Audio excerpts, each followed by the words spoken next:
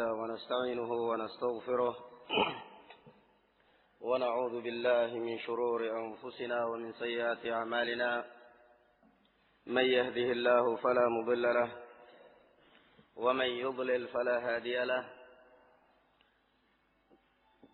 أشهد أن لا إله إلا الله وحده لا شريك له وأشهد أن محمدا عبده ورسوله يا أيها الذين آمنوا اتقوا الله حق تقاته ولا تموتن إلا وأنتم مسلمون يا أيها الذين آمنوا اتقوا الله وقولوا قولا سديدا يصلح لكم أعمالكم ويغفر لكم ذنوبكم ومن يطع الله ورسوله فقد فاز فوزا عظيما يا أيها الناس اتقوا ربكم الذي خلقكم من نفس واحدة وخلق منها زوجها وبث منهما رجالا كثيرا ونساء واتقوا الله الذي تساءلون به والأرحام إن الله كان عليكم رقيبا أما بعد فإن أصدق الحديث كتاب الله تعالى وخير الهدى هدى محمد صلى الله عليه وسلم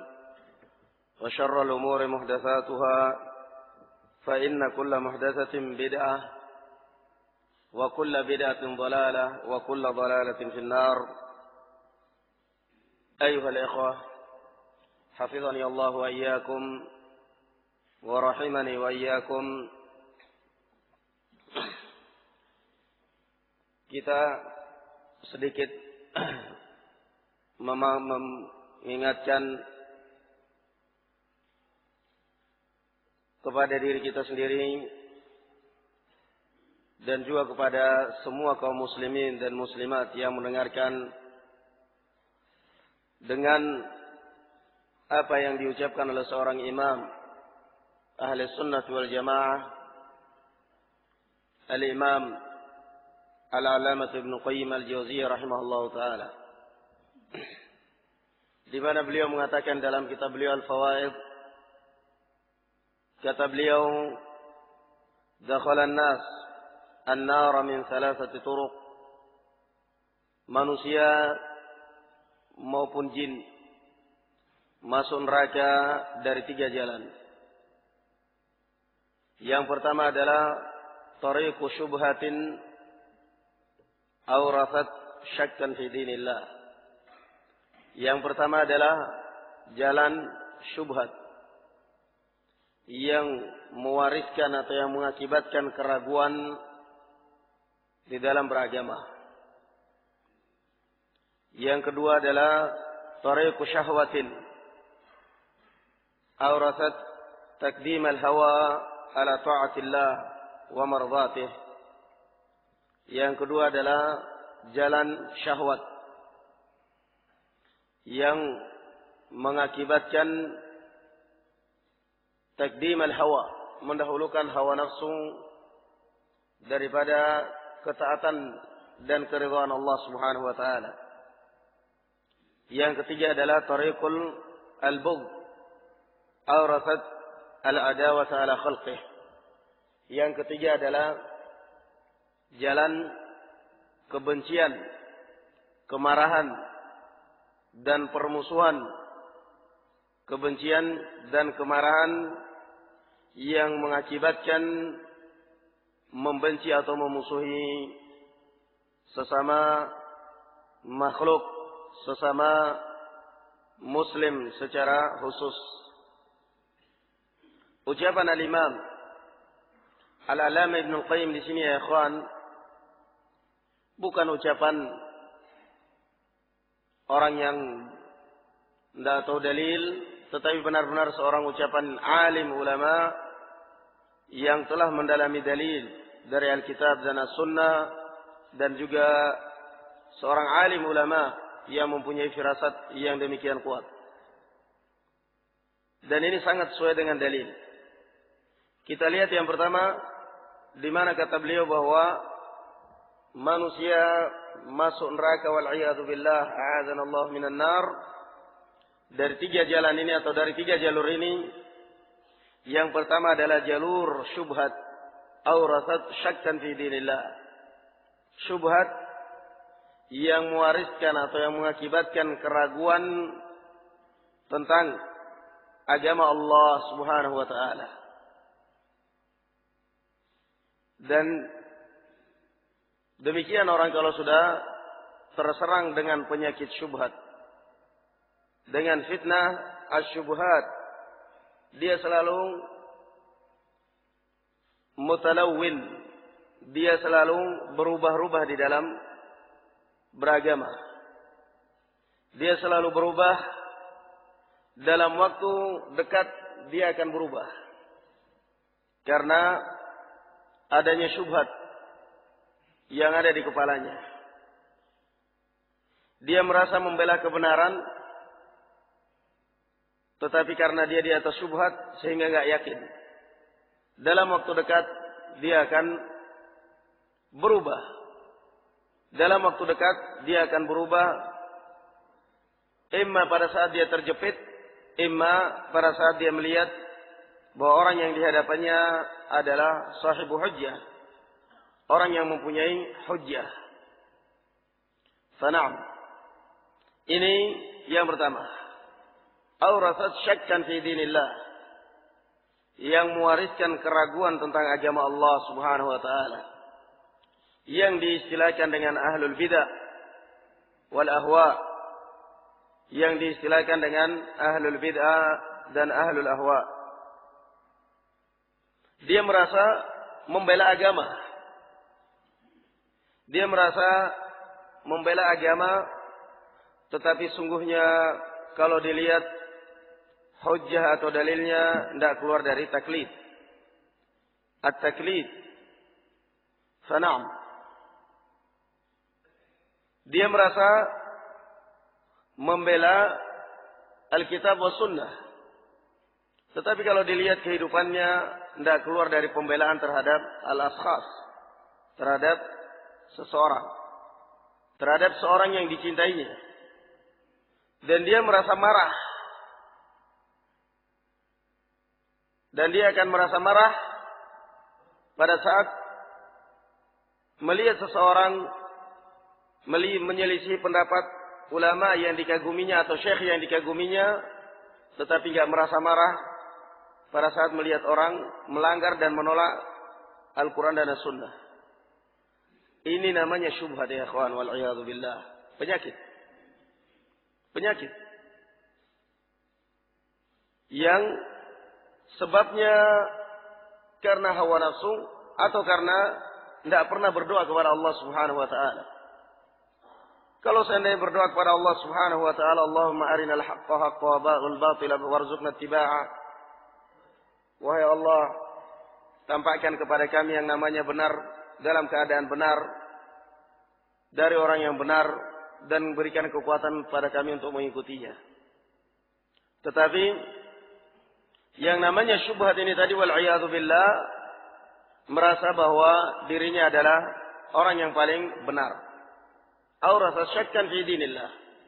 Karena semua agamanya berdasarkan syubhat, sehingga yang ada siang dan malam adalah keraguan. Dalam keadaan wahum yahsabuna annahum yuhsinuna sun'a.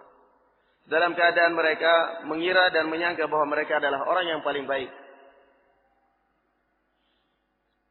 Antum lihat, kita lihat dari sebagian saudara-saudara kita kaum muslimin yang terjerumus di dalam fitnah yang diistilahkan dengan zaman sekarang ini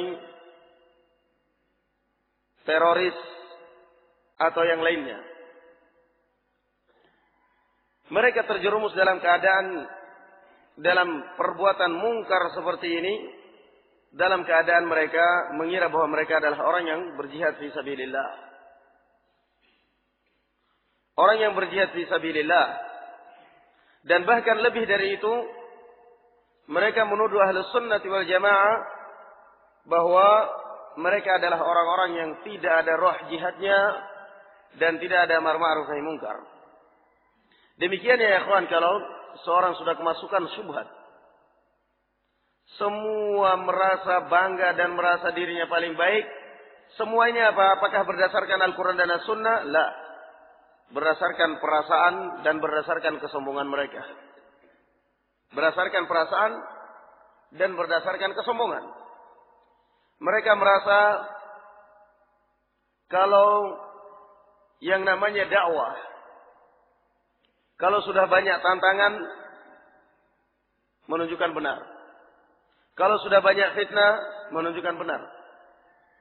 Dan kalau dakwah yang diistilahkan dengan perlu uslub, perlu sistem yang baik sesuai dengan dakwahnya Rasulullah SAW, mereka menganggap ini adalah dakwah yang terlalu lemah.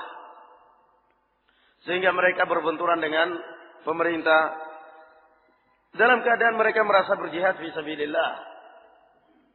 Dan tidak lain kecuali mereka adalah berjihad fi sabilis syaitan. Berjihad fi sabilis syaitan. Kenapa mereka mengatakan seperti ini ya ikhwan? Karena mereka tidak memahami konsep jihad fi sabilillah secara benar. Al-jihad fi sabilillah sebagaimana dalam hadis Abu Musa al-Asy'ari radhiyallahu anhu, litakuna kalimatullahi al-ulya. Pada saat Rasulullah ditanya tentang adanya 3 golongan. Golongan yang pertama adalah yang berjihad. Ya Rasulullah, rajulun yuqatilu syaja'atan wa yuqatilu hamiyatan wa yuqatilu riya'an, ayu dzalika fi sabilillah? Qala man qatala litakuna kalimatullahi al-ulya fahuwa fi sabilillah. Wahai Rasulullah, ada 3 golongan yang berperang. Yang satu berjihad karena keberaniannya. Yang kedua berjihad karena hamiyah, dalam rangka membela suku, membela kabilah, membela komandannya, membela negara. Dan yang ketiga adalah berjihad dalam rangka riya, supaya mendapatkan pujian, supaya mendapatkan jabatan atau pangkat. Mana di antara 3 golongan ini yang namanya fisabilillah? Rasulullah menjawab, man qatala litakuna kalimatullahi al-ulya fa huwa fisabilillah. Barang siapa yang berjihad dalam rangka meninggikan kalimat Allah Subhanahu wa taala di atas bumi ini, maka itulah yang fisabilillah. Berarti mana jihad yang dikomandangkan oleh orang-orang yang mengistilahkan namanya jihadiyun? Berarti mana bentuk jihad fisabilillah? Belum lagi berjihad, barusan bicara sudah masuk penjara. Setelah masuk penjara apa akibatnya? Disoting dalam keadaan bergamis, dalam keadaan memakai sorban imamah, jenggot panjang, disoting kemudian dipublikasikan di media massa, entah itu televisi maupun koran, di negeri muslimin maupun di negeri-negeri barat, sehingga terbentuk opini di kalangan masyarakat yang besar maupun yang kecil, bahwa yang namanya orang berjubah, orang berjenggot adalah teroris. Ini yang namanya jihad fisabilillah. Bukan litakuna kalimatullahi al-ulya, bukan untuk mengangkat, untuk meninggikan kalimat dan agama Allah Subhanahu wa taala, tetapi justru menyebabkan hinanya dan direndahkannya dan dihinakannya agama Allah Subhanahu wa taala di atas bumi. Ini yang mereka namakan jihad fisabilillah. Dipotret, diwawancarai, kemudian mereka tetap menamakan dan merasa dirinya adalah orang yang berjihad fisabilillah. Mana sekarang yang orang yang berjihad fisabilillah? Mana perjuangan mereka Abu Bakar Ba'atsir atau yang lainnya yang menamakan berjihad fisabilillah? Ini semua ayuhal muslimun akibat daripada syubhat yang bercokol di hati mereka. Yang pertama adalah akibat daripada syubhat yang bersarang di hati mereka, sehingga mereka merasa bahwa kalau sudah ada tantangan berarti kita benar menghukumi sesuatu kebenaran dengan perasaan. Ini semua akibat daripada korban syubhat ini tadi. Ayat-ayat yang mereka baca, yang mereka pelajari, semuanya adalah masalah jihad. Innallaha ashtara minal mu'minina anfusahum wa amwalahum bi anna lahumul jannah. Kemudian pada saat divonis tembak mati, mengatakan, saya sudah kangen dengan bidadari. Bidadari apa? surga atau neraka. Kamu sudah membunuh beberapa nyawa kaum muslimin, kaum muslimah. Kamu meninggal dalam keadaan mewariskan perasaan takut, mengancam keamanan negara dan masyarakat kaum muslimin. Kemudian kamu mengatakan meninggal dalam keadaan sudah, kemudian kamu mengatakan sudah rindu dengan bidadari. Kamu gak merasa sama sekali berbuat dosa? Ini semua ya ikhwan akibat daripada syubhat atau rasa syakkan fi dinillah yang mengakibatkan keraguan tentang agama, kemudian ditampakkan di dalam bentuk keyakinan seakan-akan dia adalah benar dan seakan-akan dia adalah orang yang tidak peduli dengan kematian. Fanam. Kalau masalah penilaian ya ikhwan, kalau masalah seorang menilai diri sendiri, maka siapapun akan merasa benar. Siapapun akan merasa benar. Tetapi kita harus jadikan patokan bahwasanya al-muslim mir'atu akhi. Yang namanya muslim adalah cermin daripada saudaranya. Kalau kita menilai diri sendiri, siapapun di antara kita mesti merasa benar. Jangankan kita, bahkan Fir'aun pun menilai dirinya sendiri adalah orang yang benar. Ma urikum illa ma ara wa la ahdikum illa sabilar rasyad. Tidaklah saya akan memberikan kepada kalian suatu ra'yu gagasan kecuali pendapat yang baik. Dan tidak mungkin saya memberikan kepada kalian kecuali saya menunjuki kalian kecuali ke jalan yang benar. Ini nilainya Fir'aun pada saat menilai diri sendiri. 100%. Benar. Berada di atas kebenaran. Tetapi bagaimana pada saat dinilai oleh Nabiullah Musa alaihi salatu wassalam dengan wahyu dari Allah Subhanahu wa taala, ternyata nilainya Firaun her semuanya. Semuanya merah. Semuanya merah. Demikian juga kaum Quraisy. Pada saat mereka menilai diri sendiri, nahnu syuqatul hajij, kami adalah pelayan jamaah haji, maka berarti kita mesti benar. Tetapi lihat, pada saat Allah Subhanahu wa taala menilai mereka, ternyata nilai mereka, nilai amalan mereka tidak ada apa-apanya dan tidak ada gunanya. Aj'altum siqayatal hajj wa imaratal masjidil haram kaman amana billahi wal yawmil akhir. Apakah kalian menyamakan antara pelayan haji dengan orang yang beriman dengan Allah dan yaumil akhir? Jelas tidak sama. Jelas tidak sama. Dalam keadaan mereka merasa dirinya benar. Ini kalau seorang menilai diri sendiri ya ikhwan, mesti merasa benar. Dan inilah yang dinamakan syubhat. Dan kalau di dunia masih aja terus seperti ini, wal'iyadu billah, akan menyesal di yaumil qiyamah. Orang yang terkena penyakit syubhat ya ikhwan di dalam beragama, kalau dia enggak menyesal di dunia, akan menyesal di akhirat. Akan menyesal di akhirat. Antum subhanallah, nikmat pada saat kita beragama berdasarkan dalil Alkitab wa Sunnah. Dan sesak dada kita pada saat berdalil, beragama berdasarkan taklid. Berdasarkan taklid syuyukh. Taklid kepada seorang yang dirasa bahwa dia adalah benar. Wal'iyadu billah. Ibarat sapi kita. Ibarat sapi. Allah Azza wa Jalla mengatakan dalam Al-Quranul Karim,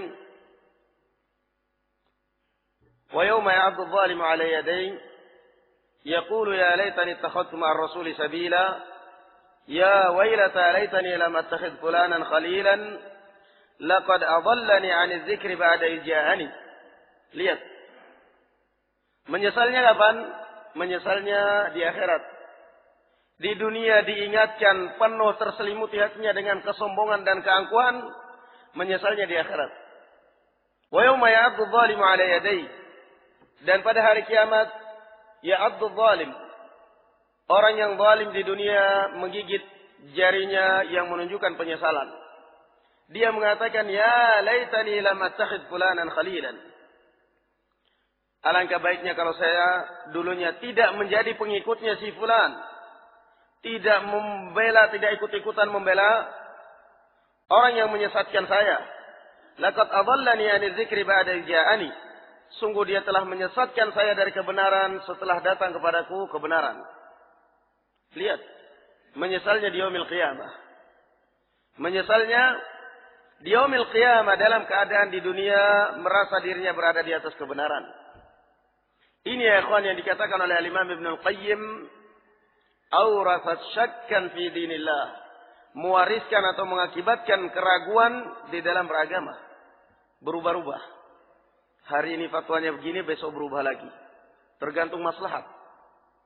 Tergantung maslahat.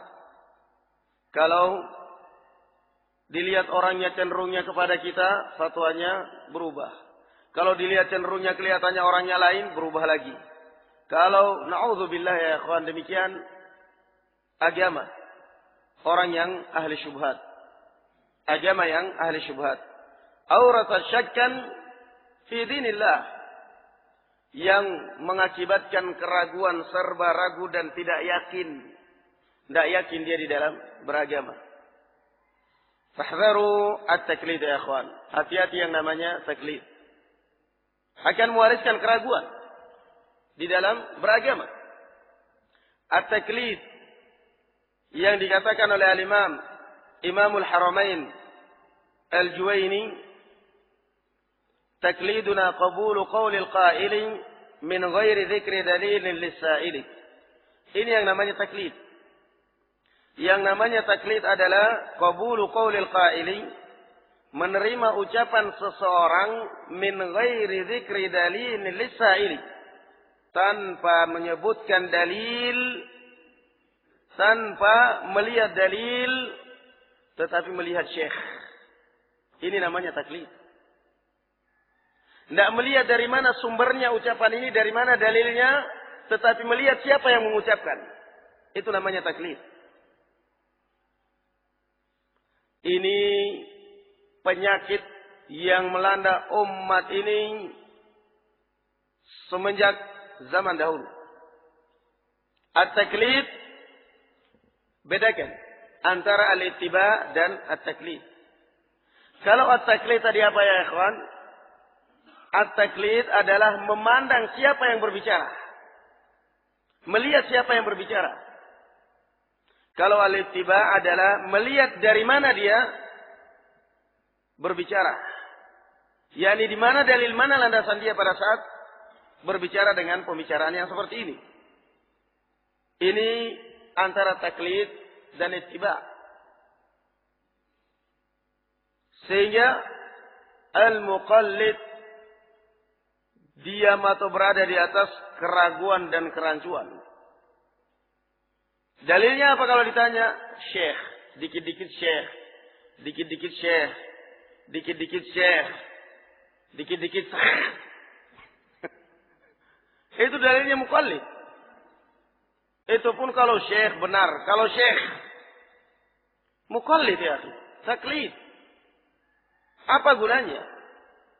Kamu membela dan mempertahankan ucapan syekhmu, dan setelah itu kamu bedakan apa bedanya dirimu dengan seorang nenek moyang yang sudah ompong, dan apa bedanya dirimu dengan seorang musyrikin yang pada saat didakwahi oleh Rasulullah sallallahu alaihi wasallam, inna wajadna aba'ana kadzalika yaf'alun,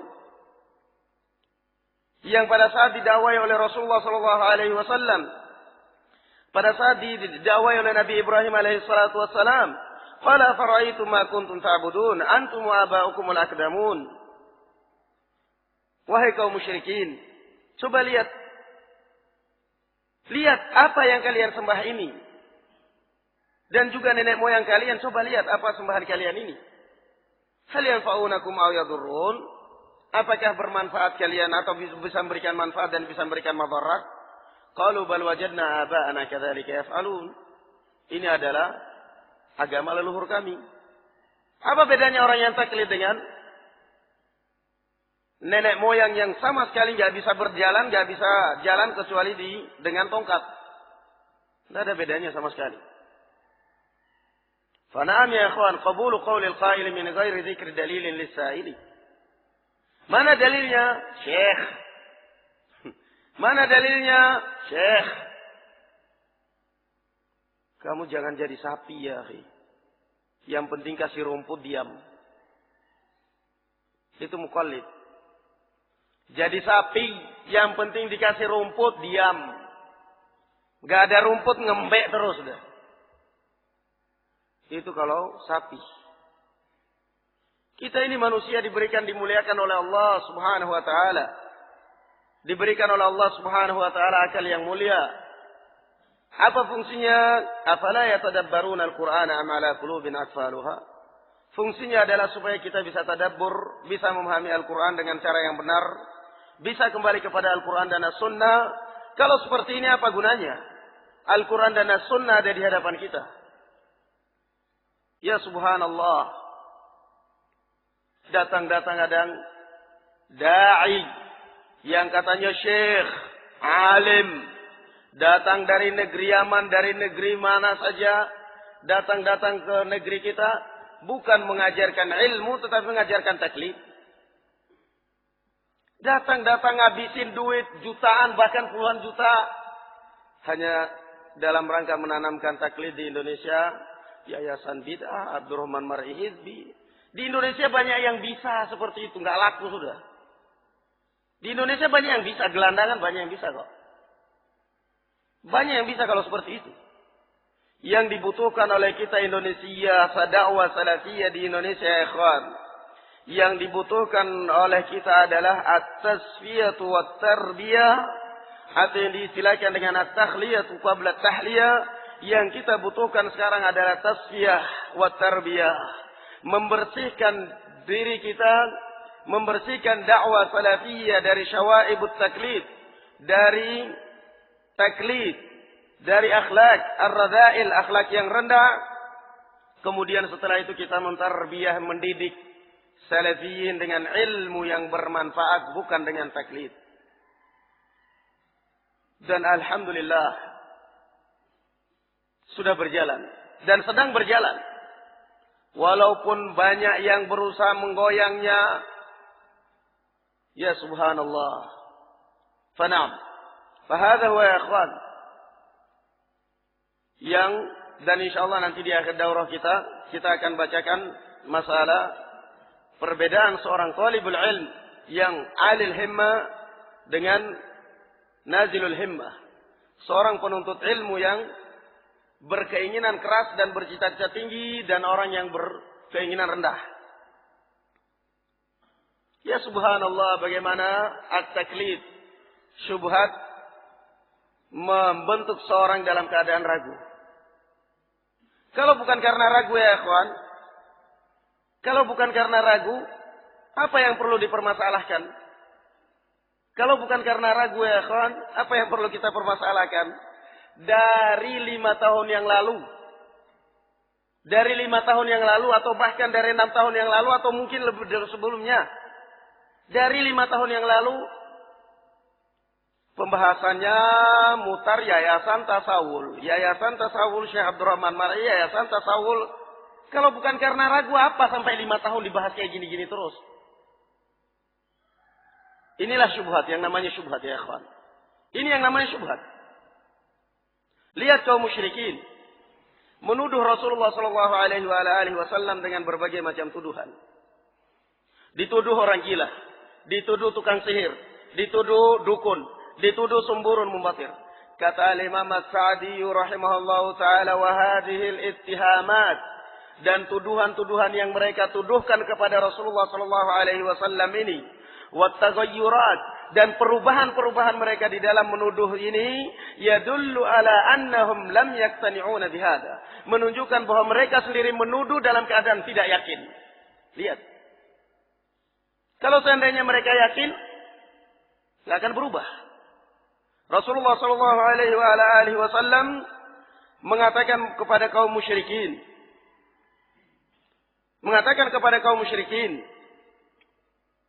U'budullah, beribadah kalian kepada Allah, dan tinggalkan apa yang disembah oleh nenek moyang kalian.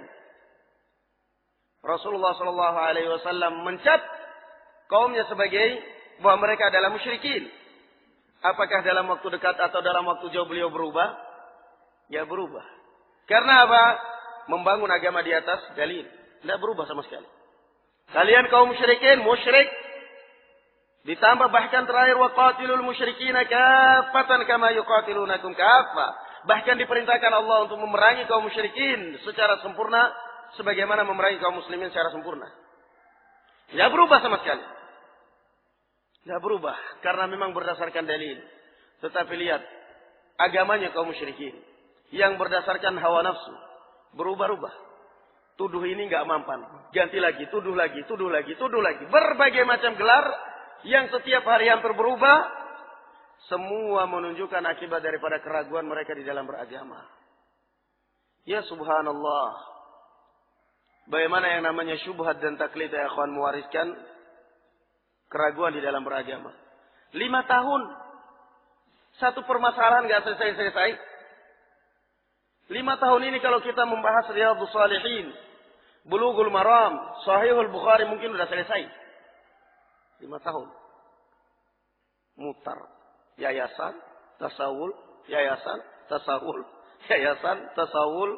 Apa pembahasannya? Masalahnya ini, masalahnya ini, masalahnya ini, masalahnya ini. Sementara hukum yang lebih besar dari itu dan lebih penting diabaikan. Tetapi tidak lain kecuali karena fitnah. Kecuali karena fitnah. Mana dalilnya? Dalilnya syekh, dalilnya syekh, syekh. 5 tahun itu sudah. Itu aja dalilnya. Muter aja ke situ. Orang lain sudah hafal Al-Quran. Sudah menghafal hadis. Sudah membentuk keluarga rumah tangganya dengan akhlak yang mulia. Sementara kamu mutar aja pokoknya seputar yayasan. Yayasan, yayasan. Yayasan lagi-lagi bangun tidur azkarus sabah wal masa. Zikir pagi sorenya yayasan. Sementara masih mending kalau ada yang dengar. Nggak ada yang dengar. Dakwah hanya sekedar untuk memanas-manasin aja. Ya ikhwan, fitnah. Fitnah. Makanya antum lihat ucapan Al-Imam Ibnul Qayyim ini. Yang ketiga apa kata beliau? Al-Bughd. Kebencian yang mewariskan permusuhan terhadap makhluk. Fana'am. Siang dan malam kebenciannya dipusatkan kepada kaum muslimin. Wal'iyadzu billah. Dan tidak peduli dengan ahlul ma'asi. Ayuhal ikhwa, kita belum selesai benarnya pembahasan Al-Imam Ibnul Qayyim, ucapan Al-Imam Ibnul Qayyim, cuman kita ingin tambih. Kita ingin memberikan nasihat. Antum semua harus ingat. Dan kita semua mengalami dan mengetahui bahwasanya dakwah salafiyah di Ambon ini barusan masuk beberapa tahun yang lalu. Dan kita semua mengetahui bahwa Ambon ini terjadi konflik antara Muslim dengan kaum Nasara. Dan Nasaranya Nasara militan. Kemudian dengan masuknya dakwah salafiyah di sini alhamdulillah bisa mengimbangi kekuatan mereka dan bahkan bisa mendidik kaum muslimin dengan cara yang baik, dengan cara yang benar, dengan secara hujjah dan ilmiah. Dalam keadaan sekarang kita aman, tetapi kita lihat bahwa di sekeliling kita adalah Nasara. Mereka mempunyai dan bahkan atasan-atasan semuanya. Sementara dakwah salafiyah dan orang-orang yang mengaku dakwah salafiyah murni, yakni murni dari sunnah, siang dan malam, yayasan, yayasan, yayasan, yayasan. Banyak salib di sekeliling kalian. Tempat pelacuran. Banyak. Lokalisasi di Ambon ini banyak. Tetapi demikian kata Al-Allamah Ibnu Utsaimin rahimahullahu ta'ala. Bahwasanya sebagian orang yang maftun, yang terfitnah membangun al-wala wal bara. Membangun wala wal bara di atas masail ijtihadiyah.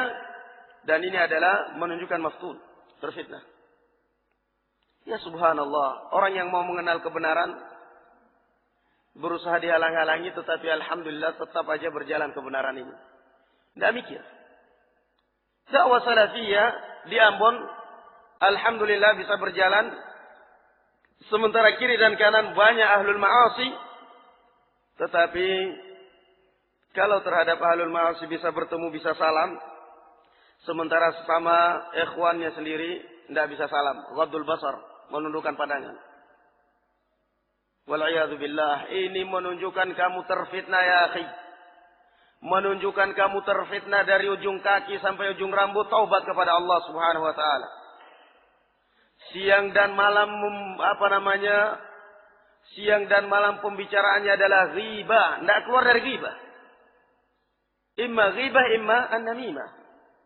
Kemudian merasa bahwa dirinya adalah yang paling dakwah salafiyah yang murni, ia murni dari sunnah. Pada saat dikucilkan oleh ikhwannya, oleh saudaranya, kami adalah gerobak, kamu bukan gerobak. Mending kalau gerobak jualan, gerobak sampah.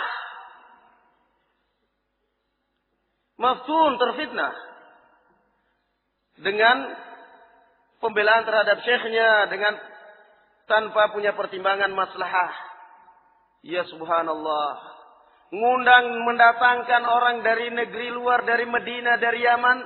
Datang-datang bukannya menguatkan azamnya kaum muslimin supaya istiqamah, supaya berada di atas agama, supaya mereka kembali kepada Alkitab dan As-Sunnah, supaya mereka benar-benar ditakuti dan disegani berwibawa di hadapan kaum musyrikin. Tetapi tidak. Datang-datang yayasan lagi. Bosan mas. 5 tahun itu aja pembahasannya. Kok nggak pernah meningkat sih? Kok nggak pernah meningkat? Fanam ya ikhwan.